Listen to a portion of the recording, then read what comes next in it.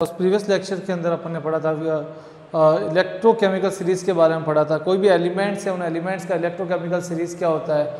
ये जो electrochemical series अपन ने कैलकुलेट किया, इवेलुएट किया थी सीरीज़ को, वैल्यूज़ को राइट डाउन किया था, जो कि किसके अकॉर्डिंग है, जो भी एलिमेंट्स थे उन सबका क्या इलेक्ट्रोड पोटेंशियल अपन फाइंड आउट करते हैं, और इलेक्ट्रो पोटेंशियल के थ्रू अपन standard electrode potential find out करते हैं। और जो भी एलिमेंट्स का जो अरेंजमेंट्स होता है वो जो भी एसआरपी वैल्यूज़ के अकॉर्डिंग अपन उसको डिक्टेट करते हैं। और ये जो एसआरपी वैल्यूज़ का जो है वो क्या है, आपका इंक्रीजिंग ऑर्डर है आपके पास। क्लियर। जैसे जैसे टॉप टू बॉटम चल रहे हैं अपन, जैसे जैसे अपन क्या कर रहे हैं, टॉप टू बॉटम चल रहे हैं, तो एसआरपी का वैल्यूज़ जो है, एसआरपी की वैल्यूज़ जो है वो आपके पास क्या हो रही है, इंक्रीज़ हो रही है आपके पास। ये जो एसआरपी की वैल्यूज़ का इंक्रीजिंग ऑर्डर जो अपन ने पढ़ा था, ये जो प्रीवियस लेक्चर अपन कंप्लीट कर चुके हैं। क्लियर। इस जो वैल्यूज़ के अंदर क्या मेन पॉइंट्स है, जो मेन पॉइंट्स का वापस डिस्कशन करते हैं। देन उसके बाद एक न्यूमेरिकल क्वेश्चन मैंने राइट डाउन कर रखा है बोर्ड पे, उस न्यूमेरिकल क्वेश्चन को सॉल्व करने का अपन ट्राई करेंगे, कैसे उसका सॉल्यूशन होगा। क्लियर। फर्स्ट जो इस वैल्यूज़ के अंदर जैसे जैसे ये जो अरेंजमेंट जो है, तो आपका बॉटम से टॉप की फॉर्म में चल रहा है आपके पास, यानी नीचे से ऊपर मीन्स व्हाट, F2 से लिथियम तक आपके पास चलेगा जैसे जैसे। और ये जो ऑर्डर है वो एसआरपी का कौन सा ऑर्डर है, ये घटता हुआ ऑर्डर है। ऊपर से नीचे चलने पर बढ़ रहा है, तो नीचे से ऊपर चलने पर एसआरपी का ऑर्डर क्या होगा, डिक्रीजिंग ऑर्डर होगा, घटते हुए क्रम में। क्या वैल्यू शो करता है, क्या चेंजेस आता है उसके अंदर। तो फर्स्ट पॉइंट आपके पास आता है क्या, अपचायक सामर्थ्यता क्या होती है, इंक्रीज होती है। यानी जैसे जैसे आपके एसआरपी वैल्यूज जो आपके पास घटेगी, कम होगी, आपके पास अपचायक सामर्थ्यता क्या होगी, बढ़ेगी। अगर अपचायक सामर्थ्यता आपकी बढ़ रही है तो ऑक्सीकरण सामर्थ्यता क्या होगी, आपके पास कम होगी। ऑक्सीकरण सामर्थ्यता आपकी कम हो रही है उस कंडीशन के अंदर। फिर इलेक्ट्रॉन त्यागने की टेंडेंसी, क्लियर, जितना ज़्यादा अपचायक होगा तो उतना ही क्या होगा, इलेक्ट्रॉन त्यागने की टेंडेंसी ज़्यादा होगी, तो उसके अंदर क्या होगा, वो भी ज़्यादा क्या होता है, इलेक्ट्रॉन आसानी से त्याग सकता है। और फिर आता है इलेक्ट्रॉन ग्रहण करने की टेंडेंसी, वो क्या होगी, आपके पास डिक्रीज होगी।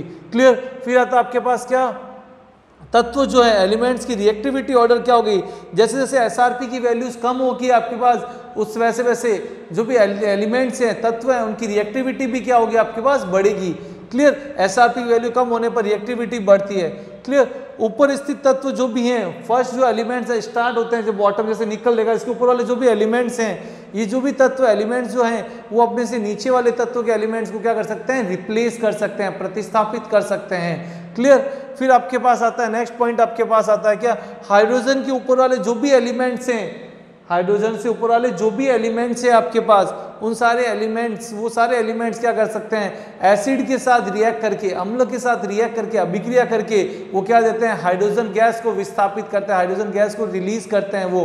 क्लियर। और उसके बाद मोस्ट इंपॉर्टेंट पॉइंट, मेरा जो प्रीवियस लेक्चर था उसके अंदर भी मैंने आपको डिक्टेट किया था कि जैसे अगर क्वेश्चन के अंदर आपको एनोड और कैथोड या लेफ्ट या राइट पार्ट नहीं दे रखा किसी सेल के अंदर, तो हमें कैसे पता चलेगा कि कौन सी वैल्यू एसआरपी, कौन सा एनोड होगा, कौन सा कैथोड होगा।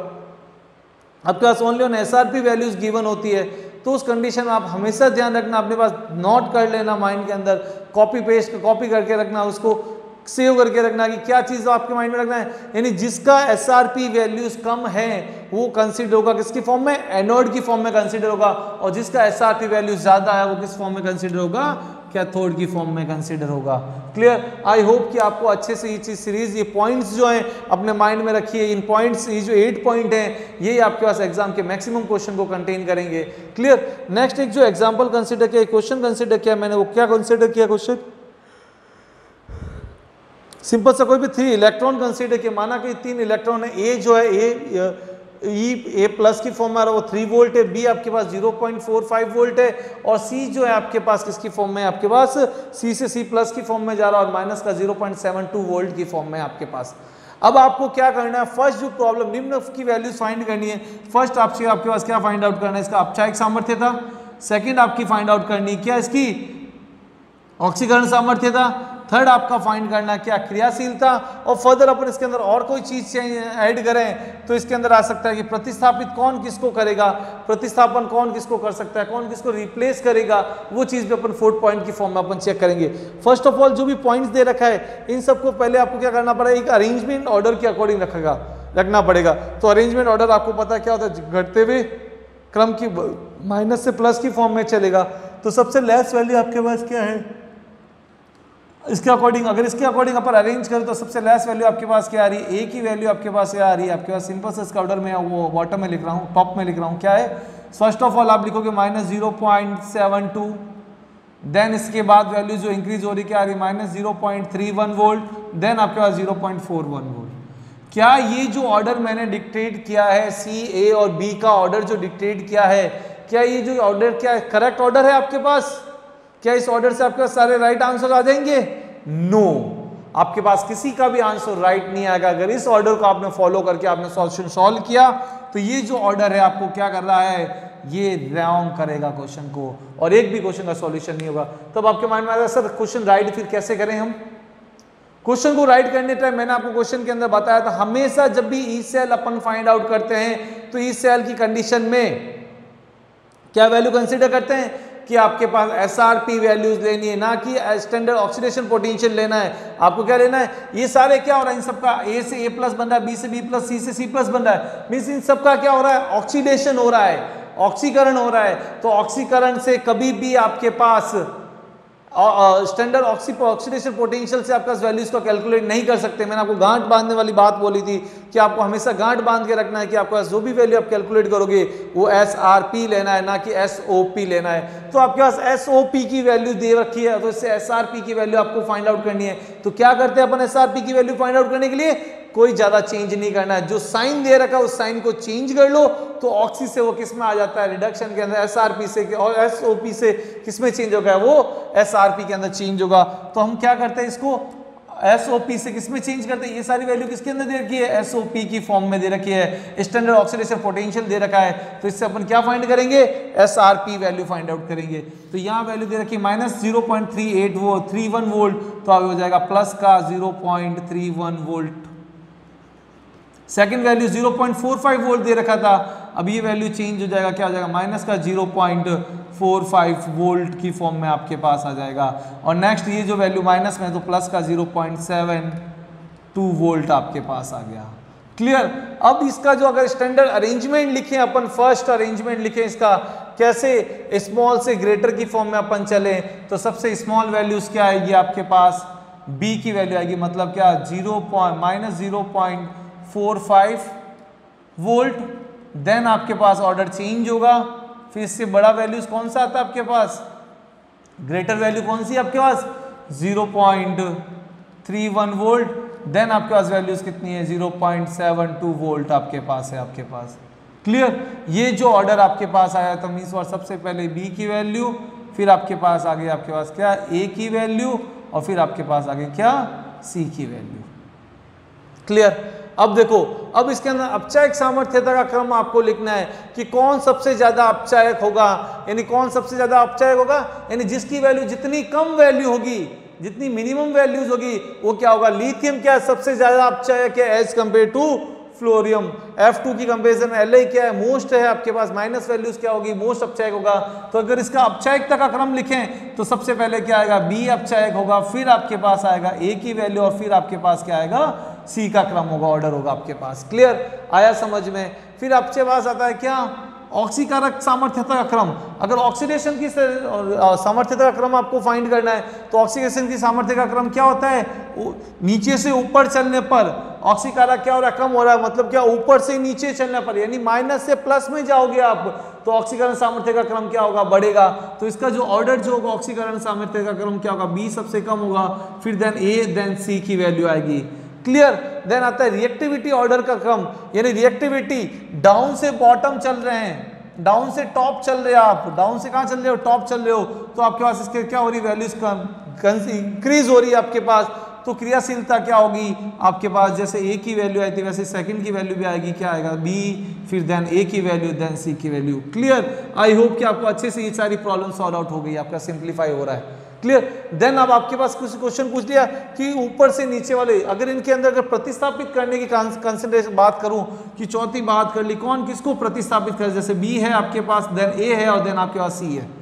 अब आपको प्रतिस्थापित करने की बात, यानी क्या बोला, ऊपर स्थित तत्व नीचे स्थित तत्व को क्या करते हैं, प्रतिस्थापित करते हैं, रिप्लेसमेंट कर रहा है। तो अब आपके माइंड में आएगा सर बी जो है वो ए को भी रिप्लेस करेगा और सी को भी रिप्लेस करेगा। कह सकते हैं कि बी जो है वो ए तथा सी दोनों को क्या करेगा, प्रतिस्थापित करेगा। क्या करेगा, वो दोनों को प्रतिस्थापित करेगा। देन उसके बाद अब क्या चल रहा है, जब ये जो ए है, ए क्या है, सी के ऊपर लिखा हुआ, तो ए क्या करेगा, सी को प्रतिस्थापित करेगा, मतलब क्या ए जो है वो क्या करेगा, सी को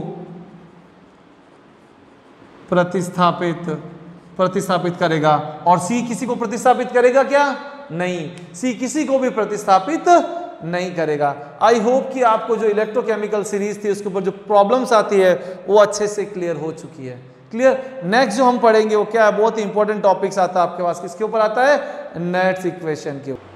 चलिए अब जो हम पर नर्ट्स इक्वेशन की बात कर रहे हैं, क्या होती है नर्ट्स इक्वेशन। न्यूमेरिकल प्रॉब्लम्स के अंदर, एग्जाम के अंदर बहुत सारे न्यूमेरिकल क्वेश्चन होते हैं, लॉट ऑफ न्यूमेरिकल क्वेश्चन जो है आपका नर्ट्स इक्वेशन के अंदर आते हैं। अब आपके माइंड में आता है सर नर्ट्स इक्वेशन होती क्या है, सिंपल सा विद्युत वाहक बल तथा विद्युत अपघट्य की सांद्रता के बीच जो संबंध जो होता है उसको अपन कहते हैं क्या, नर्ट्स इक्वेशन कहते हैं। क्या कहते हैं, नर्ट्स इक्वेशन। मतलब क्या, ई सेल तथा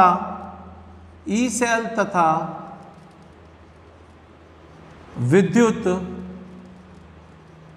अपघट्य की सांद्रता के बीच संबंध को नैनसर्ट समीकरण कहते हैं। क्लियर, सिंपल सा। ई सेल मतलब क्या, विद्युत वाहक बल, किसी भी सेल का विद्युत वाहक बल ई सेल तथा विद्युत अपघट्य की सांद्रता के बीच में जो रिलेशन है, जो संबंध है, उस रिलेशन, उस संबंध को अपन क्या कहते हैं, नैनसर्ट या नर्ट्स इक्वेशन कहते हैं। क्लियर। अब आपके माइंड में आएगा सर नर्ट्स इक्वेशन होती क्या है, किस टाइप से इसको रिप्रेजेंट किया जाता है, लिखा जाता है। तो सिंपल सा Nernst equation means what, E cell बराबर E naught cell, E cell equal to क्या आएगा, E naught cell minus 2.303 RT upon NF log base 10 product upon reactant. मतलब क्या, उत्पाद बटा क्रियाकारक। आपके माइंड में आएगा सर N क्या होता है, R क्या होता है, T क्या होता है। क्लियर। और P और R आपके पास क्या है, ये सारी वैल्यूज जो है आपके पास सिंपल सी वैल्यूज है। R आपका गैस कांस्टेंट है और जो गैस कांस्टेंट होता है उसकी वैल्यू होती है 8.314 जूल पर मोल होता है। T आपका टेम्परेचर है जिसको अपन केल्विन में कंसीडर करते हैं। क्लियर। और कई बार नर्ट्स इक्वेशन को किसी अनदर फॉर्म में भी डिक्टेट किया जाता है, एनोडिक और कैथोडिक फॉर्म में भी कई बुक्स के अंदर लिखा हुआ आपको मिलेगा। तो सिंपल सा उस नर्ट्स इक्वेशन कैसे लिख सकते हो, E cell equals to E naught cell minus 2.303 RT upon NF log of base 10। Product की जगह अपन लिखते हैं क्या, एनोड अपॉन रिएक्टेंट की जगह आपको क्या लिखना है, कैथोड। एनोड अपॉन क्या आता है आपके पास, कैथोड की फॉर्म में आपके पास आता है। वेयर ई सेल बराबर क्या है आपके पास, ई सेल बराबर क्या है, किसी सेल का विद्युत वाहक बल। क्या है, सेल का विद्युत वाहक बल, इलेक्ट्रोमोटिव फोर्स है किसी भी सेल का ये। क्लियर। फिर ई नॉट सेल जो है आपके पास, ई नॉट सेल बराबर किसी सेल का मानक विद्युत वाहक बल कहते हैं अपन इसको। क्या कहते हैं, किसी सेल का मानक विद्युत, स्टैंडर्ड इलेक्ट्रोमोटिव फोर्स कहते हो आप इसको। क्या कहते हो, स्टैंडर्ड इलेक्ट्रोमोटिव फोर्स की फॉर्म में कंसीडर करते हैं। क्लियर। फिर आपके पास आता है आर बराबर क्या होता है, सिंपल सा गैस कांस्टेंट आप कहते हैं इसको। क्या कहते हैं, गैस कांस्टेंट या गैस नियतांक। और गैस जो नियतांक होता है इसकी स्टैंडर्ड वैल्यूज है 8.314 जूल पर मोल। क्या होती है ये वैल्यूज, इसकी स्टैंडर्ड वैल्यूज आपके पास होती है। देन टेम्परेचर जो है, टी आपका क्या है आपके पास, टेम्परेचर है आपके पास, तापमान है। और इस टेम्परेचर को हमेशा किस में लिया जाता है, केल्विन में कंसीडर किया जाता है। क्लियर। देन नेक्स्ट आपके पास आता है एन, स्मॉल एन बराबर क्या होगा, कितने नंबर ऑफ इलेक्ट्रॉन का ट्रांजिशन हो रहा है, स्थानांतरण हो रहा है वहां पे, वो एन को डिक्टेट करते हैं। Where N is equal to क्या है,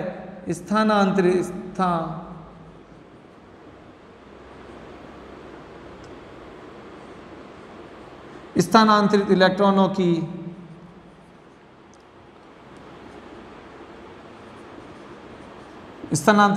की संख्या, देन आपके पास एफ आता है, आपके पास क्या होती है एफ, आपके पास किसको कहते हैं फेरेड्स को कहते हैं। एफ किसकी वैल्यू होती है फेरेड की वैल्यू होती है। एफ क्या होता है फेरेड की फॉर्म में, और जो 1 फेरेड की जो वैल्यू होती है 96500 कूलॉम की फॉर्म में अपन कंसीडर करते हैं। ये जो 1 फेरेड वैल्यूज है न्यूमेरिकली अपन इसको वैल्यूज को सॉल्व करते हैं न्यूमेरिकली 96500 कूलॉम्स की फॉर्म। और ये क्या है चार्ज, कूलॉम किसकी यूनिट होती है चार्ज, तो अपन कह सकते हैं फेरेड जो है चार्ज की लार्ज यूनिट्स की फॉर्म में अपन ऐसे यूनिट्स की लार्ज वैल्यूज की फॉर्म में अपन कंसीडर कर सकते हैं फेरेड को। क्लियर। ये जो आपके पास इक्वेशन बताई, ये जो इक्वेशन है ये स्टैंडर्ड नर्ड्स इक्वेशन की फॉर्म में कंसीडर होती है। क्लियर। अब इस नर्ड्स इक्वेशन कंडीशंस इक्वेशंस को, इन नर्ड्स इक्वेशंस को अपन किसी अनदर फॉर्म में मैं इसको कंसीडर करूँ, किस फॉर्म में, अगर मैं इसको कर दूँ एट कांस्टेंट टेम्परेचर 25, अगर कोई भी इक्वेशन होगी तो क्या होगा फिक्स टेम्परेचर की फॉर्म में होगा, आपका टेम्परेचर क्या रहेगा फिक्स रहेगा। तो मैं इसके अंदर कंसीडर कर लूँ let at constant temperature 25 degree centigrade temperature है, तो केल्विन की फॉर्म में कितना होगा 298 केल्विन टेम्परेचर। अगर इस टेम्परेचर के ऊपर जो भी कांस्टेंट वैल्यूज को अगर कैलकुलेट कर ले अपन फर्स्ट ऑफ ऑल, जैसे कांस्टेंट क्या 2.303 कांस्टेंट है, आर आपका कांस्टेंट है, टी आपका कांस्टेंट है, एफ आपका क्या कांस्टेंट वैल्यूज है। अगर इन सारा ऑल वैल्यूज की स्टैंडर्ड वैल्यूज अपन कैलकुलेट करें तो कितनी आती है 2.303 इंटू आर क्या गैस कांस्टेंट की वैल्यू होती है 8.314 इंटू टेम्परेचर आपके पास 298 केल्विन अपॉन ये जो वैल्यूज आपके पास कितनी है आपके पास एफ, आपके पास एन तो आप कांस्टेंट नहीं ले सकते क्योंकि वो नंबर ऑफ इलेक्ट्रॉन के ऊपर डिपेंड करता है। देन आपके पास जो एफ है उसकी वैल्यू है 96500। क्लियर। अगर जब इनको सॉल्व आउट करेंगे अपन सिंप्लीफाई आप जब भी इन वैल्यूज को करेंगे अपन मैथमेटिकल सॉल्व करके, ये जो भी वैल्यूज आपके पास आएगी सिंप्लीफिकेशन के थ्रू, तो वो कितनी वैल्यूज देगा क्या वैल्यू देगा वो आपको 0.0591।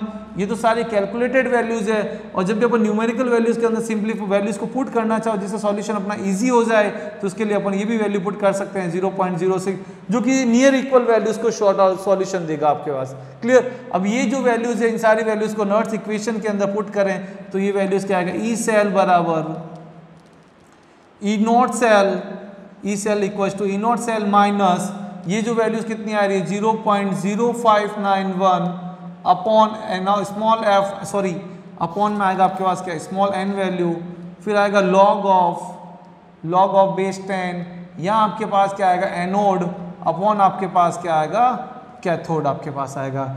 ये जो इक्वेशन है आपके पास, ये आपके पास किसी भी नर्ड्स इक्वेशन का क्या है स्टैंडर्ड फॉर्म में, जिसको यूज करके अपन इजी वे में कोई भी न्यूमेरिकल क्वेश्चन आप फाइंड आउट करना चाहो तो अपन फाइंड आउट कर सकते हैं। क्लियर। अब आपके माइंड में सर क्वेश्चन आएगा कि ये जो कंसंट्रेशन के अंदर चेंज हम करेंगे तो नर्ड्स इक्वेशन जो ई सेल के अंदर जो चेंज आता है वो कैसे हमें कैलकुलेट करता है। कई बार एग्जाम में क्वेश्चन आता है आपके पास कि एनोड की वैल्यू ग्रेटर कर दें या कैथोड की वैल्यू को ग्रेटर कर दें या इक्वल कर दें, तो इसके अंदर ई सेल जो नर्ड्स इक्वेशन जो ई सेल की जो वैल्यूज है इस वैल्यू के अंदर कितना चेंज आता है। क्लियर। ये परिवर्तन किसके ऊपर डिपेंड करता है, it's the depends upon the concentration of the reactant and the concentration of the product, या प्रोडक्ट अपॉन रिएक्टेंट्स के कंसंट्रेशन के रेशियोज के ऊपर डिपेंड करता है कि ई सेल की वैल्यू के अंदर कितना चेंज आएगा। क्लियर। इस वैल्यू को अपन कैलकुलेट करें या सिंप्लीफाई में अपन 3 केसेस की फॉर्म में कंसीडर करूं मैं आपके पास, तो फर्स्ट केस में कंसीडर करता हूं क्या, if concentration of cathode and concentration of anode equal है आपके पास। केस फर्स्ट लेता हूं मैं आपके लिए सिंपल सा। केस फर्स्ट क्या कहता है, if concentration of the anode and concentration of cathode आपके पास दोनों इक्वल है। अगर concentration of anode and concentration of cathode आपके पास इक्वल है, इसी इक्वेशन के अंदर देख लो आप, तो इन दोनों वैल्यूज को क्या करेगा कैंसिल आउट करेगा तो 1, और log 1 की वैल्यू कितनी होती है 0। अगर log 1 की वैल्यू 0 है तो 0 किसी ऑल नंबर से मल्टीप्लाई होगा तो क्या देगा 0 वैल्यू देगा। तो उस कंडीशन के अंदर आपके पास जो ई सेल की जो वैल्यूज है आपके पास ई सेल की जो वैल्यूज है वो किसके इक्वल आएगी, ई नॉट सेल के इक्वल आएगी। आई होप कि क्लियर हो आपको समझ में। अगर कंसंट्रेशन बराबर है तो ये वैल्यूज क्या देगा, इक्वल वैल्यू देगा। अगर सेकंड केस की बात करूं मैं आपके पास, केस ऑफ सेकंड की बात करूं मैं, सेकंड केस क्या कहता है, if the concentration of A is greater than the concentration of the C. Clear, C की कंसेंट्रेशन से ए की कंसेंट्रेशन ज्यादा है। सपोज माना कि एनोड की कंसेंट्रेशन जो आपने 10 कंसीडर कर ली और कैथोड की कंसेंट्रेशन कितनी ले ली, 1 ले ली, तो आप क्या लिखोगे 10/1, और 10/1 कितना होता है 10, और log 10 की वैल्यू कितनी होती है 1। किसी भी नंबर को 1 से मल्टीप्लाई करके इससे सब्ट्रैक्ट करोगे आप, अगर इससे सब्ट्रैक्ट करोगे तो उस कंडीशन में ई सेल की जो वैल्यू होगी ई नॉट सेल से क्या आएगी, कम वैल्यू आएगी आपके पास। तो सेकंड कंडीशन, जब एनोड की कंसंट्रेशन ज्यादा और कैथोड की कंसंट्रेशन कम है, तो उस कंडीशन के अंदर ई नॉट से ई सेल की जो वैल्यूज है वो ई नॉट सेल से क्या होती है, वो लेस वैल्यू होगी। मीन्स व्हाट, कंसंट्रेशन ये जो ई से ई नॉट सेल की वैल्यू क्या आएगी आपके पास, ग्रेटर वैल्यू आएगी। क्लियर। और सिमिलरली थर्ड केस आपके पास वही कंसिडर करो, if the case of third आपके पास आता है, क्लियर, थर्ड केस आता है कि कंसंट्रेशन अगर मैं जिससे इसका अपोजिट कर लूँ, एनोड की कंसंट्रेशन लेस कर लो, कैथोड की कंसंट्रेशन क्या कर लूँ, ग्रेटर कर लो। क्लियर, जस्ट अपोजिट कर लो। सपोज एनोड की कंसंट्रेशन 1 ले ली और कैथोड की कंसंट्रेशन क्या ले लिया, 10 ले लिया, तो 1/10 को आप लिख सकते हैं क्या, 10 की पावर -1। 1/10 को अपन क्या लिख सकते हैं, 10 टू द पावर -1, और ये -1 क्या आता है, लॉग के अंदर मल्टीप्लीकेशन में चला जाता है -1, तो माइनस माइनस क्या होगा प्लस, और उस कंडीशन में जो भी लॉग बेस 10 की वैल्यू कितनी होती है 1, तो ये जो भी वैल्यूज आपके पास आएगी तो उसके अंदर ई नॉट सेल के अंदर वैल्यू को क्या करना पड़ेगा, एड अप होगी वैल्यूज आपके पास। तो फाइनल आंसर जो भी आएगा, ई सेल की वैल्यू जो आएगी आपके पास, ई सेल की जो वैल्यू है वो ग्रेटर होगी किससे, ई नॉट सेल की वैल्यू से। आया समझ में आपको, क्लियर। ये जो रिलेशन है, ये जो डिपेंडेंसी है आपके पास कंसंट्रेशन की, clear, concentration of the reactant and product के जो रेशियोज है आपके पास रेट लॉ के थ्रू, वो आपके पास क्या आ रही है, ई नॉट सेल जो विद्युत वाहक बल के रिलेशन को बता रहा है, और यही रिलेशन क्या आ रही है आपके पास, नर्ड्स इक्वेशन की फॉर्म में अपन इसको कंसीडर कर रहे हैं। आई होप कि आपको इलेक्ट्रोकेमिकल सीरीज का न्यूमेरिकल, इलेक्ट्रोकेमिकल सीरीज के जो कॉन्सेप्ट एंड नर्ड्स इक्वेशन जो है, और नर्ड्स इक्वेशन के क्या डिफरेंट जो फॉर्म में अपन ने जो डिराइव किए और जो चेंजेस आ रहे हैं नर्ड्स इक्वेशन के अंदर, वो आपको आई होप कि अच्छे से क्लियर हो चुके हैं। Clear, okay, thank you guys. Next जो लेक्चर जो होगा अपना, उस नेक्स्ट लेक्चर के अंदर अपन क्या कंसीडर करेंगे, ये जो इलेक्ट्रॉन है, ये आपका नर्ड्स इक्वेशन जो आपने यूज किया, इस नर्ड्स इक्वेशन के ऊपर क्या लेंगे अपन, न्यूमेरिकल क्वेश्चन सॉल्व करेंगे। Thank you guys again.